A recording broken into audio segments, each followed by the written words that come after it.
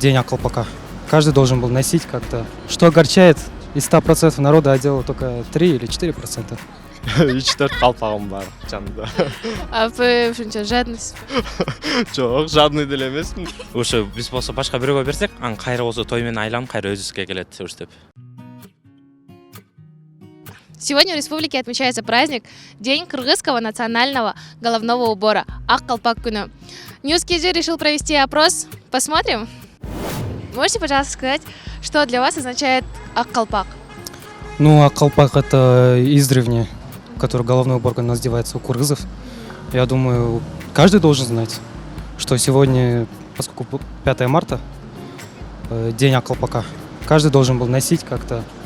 Но что огорчает, из 100% народа одела только 3 или 4%.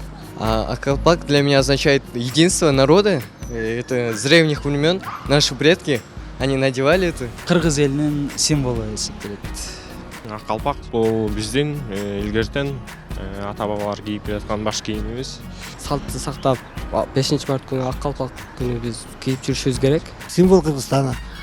Когда официально ввели данный праздник? Ну, когда точно я не помню, но официально приняли этот праздник как 5 марта.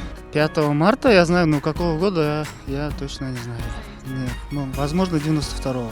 Официально в 2016, а не официально в 2011. Честно, я не знаю. Ошонун тагыраак маалыматым жок. 2011-жылы болсо керек. 5 март Ак-Калпак күнү деп белгиленди. 5 март күнү? А жылы?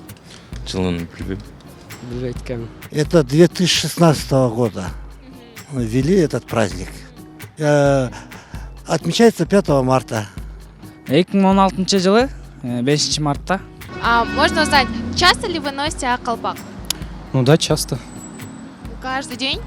Ну не каждый день, где-то в школе, ну каждый день носил, когда учился. А сейчас работа, учеба, где-то получается в пятницу каждую. Нет, честно, нет. А будете? Будем стараться. Да, часто, особенно по праздникам. Один раз в неделю это точно. В обязанностях школьника это было. Каждую пятницу носить Ак-Калпак. Часто. Каждый день? Почти. Эми биз болсо тойлорго барганда кийебиз, анан 5 март күнү кийебиз. Албетте көп учурда эле кийгенге аракет кылабыз, бирок кээ бир учурда кийбей калабыз да. Спортзалга барганда? Ошол сыяктууларда. Бүгүн Ак-Калпак күнү болгондуктан эле кийип чыктым. Былтыр унутуп калыптырмын, чынын айтканда. Өзүмө сөз бербейм. Кийинки жылы сөзсүз кийип чыгам деп. Ошол себептен кийип чыктым бүгүн. 5 март күнү эле. Майрамдарда тойпой болгондо ошондо кийип калам. Как часто вы дарите Ак-Калпак и как часто получаете вы его в подарок?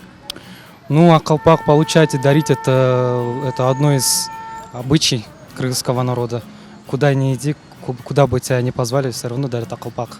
Практически не дарю, но мне дарят. Да, очень часто. Особенно, я как прежде сказал, по праздникам. Честно сказать, мне не дарили колпак, но я один раз дарил одному другу. Он стал чемпионом мира по армрестлингу. Чынын айтканда бир да жолу белек катары берип көргөн эмесмин. А бергендери болсо алам. 3-4 калпагым бар жанымда. А вы ушунча жадность? Жок, жадный деле эмесмин. Эмне? Деле кийилбейт да. Кыргыздарда өзү эме барго, мындай бергенин кайра болсо айланып келет дегендей. Ошо биз болсо башка бирөөгө берсек, ан кайра болсо той менен айланып, кайра өзүбүзгө келет деп. Албетте конокторго барганда, туугандардыкына барганда, туугандар берет.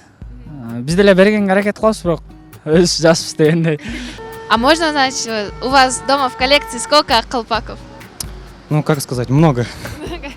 Ой, наверное, хороших колпаков где-то 5-6. Хороших колпаков. А таких дежурных, вы знаете же, они на подарки уходят.